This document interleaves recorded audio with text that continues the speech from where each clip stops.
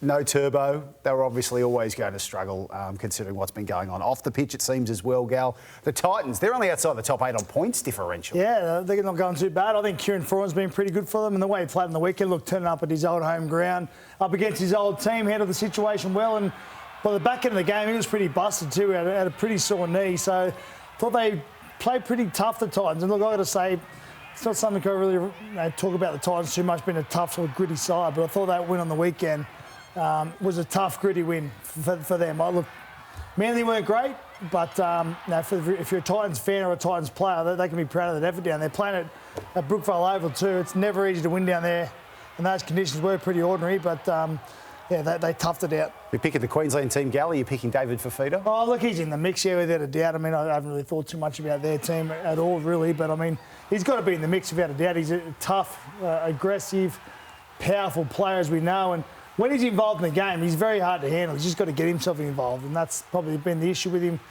I suppose, over the years, but there's no doubt about it. He's a quality player, and he'll be considered. A couple of issues for the Seagulls off the pitch, Daddy, and both either directly or indirectly involve Josh Schuster.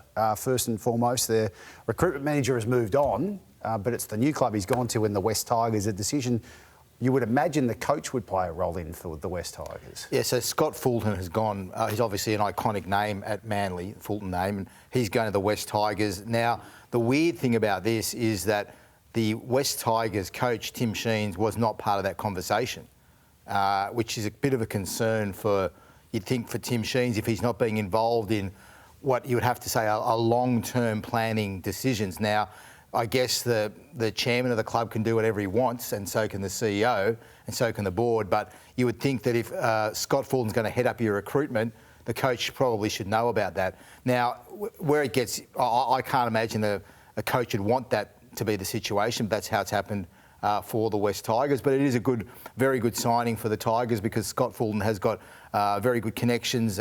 He helped really build up Manly in a lot of ways through their Blacktown pathway, and a lot of good young players came from that area thanks to Scott Fulton and the pathway system he set up.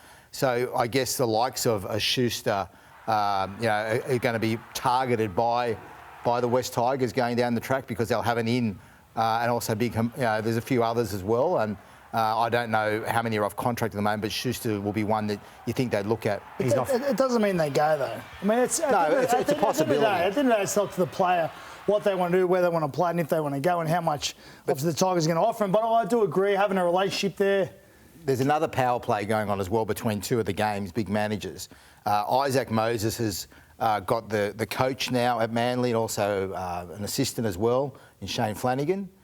So he's getting more control at Manly, and that's annoying another significant manager called Mario Tartak, who is now, he had quite a good foothold at Manly.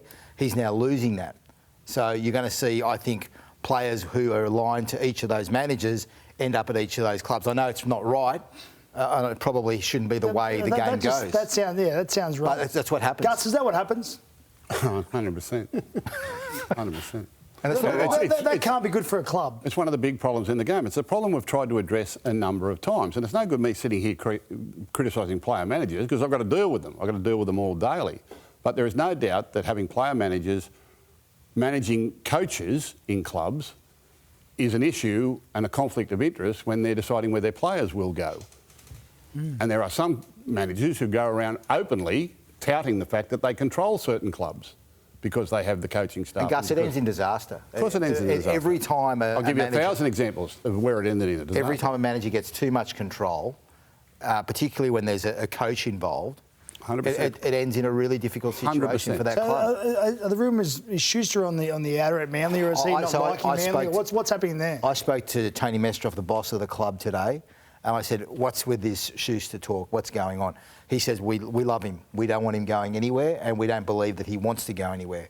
So that's as much. I can only hear what they're saying and relay it to you, so I don't know if there's more to it than that.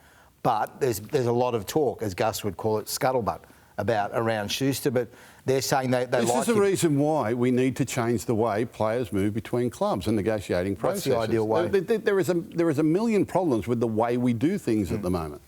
More on that a little bit later too. What do you do with a player like Josh Schuster? Gus, if you're running Manly? I don't know Josh, mate. I've never met him. Well, we get paid. Well, I don't know. Right? Apparently, he's on a large amount of money. For me, he's got as much skill as I've ever seen anyone in the game. But I don't care what anyone says at Manly or what he's not fit. He's played 3 games all season. He's just not fit. And you just got to have a look at the bloke to see he's not fit. Well, let me. So I think. Honestly, I don't care what anyone says. He's not fit. Gal. So he lost 15 kilos in the off season, right? Then he got the quad injury and the calf injury, which have both limited the amount of fitness work he can do. Yes, if he was fully professional, he wouldn't put on any extra size. I think he's put on a few kilos, and Manly acknowledged that, and I've talked to them about that today.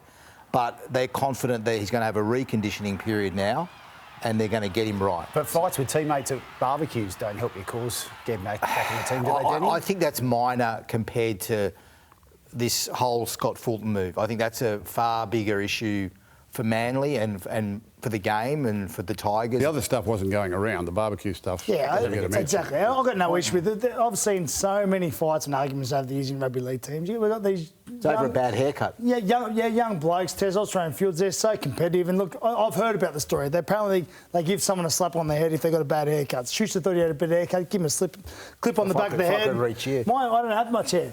But I mean, there's not that much. I've seen 1,000 issues over the years with players. Move on from that. That's no problem. I think the Fulton thing's a bigger issue. The biggest problem for me is how it got out. If you're at a barbecue, a team barbecue, and a couple of blokes have an argument, there's a lot of people there. That shouldn't be getting out.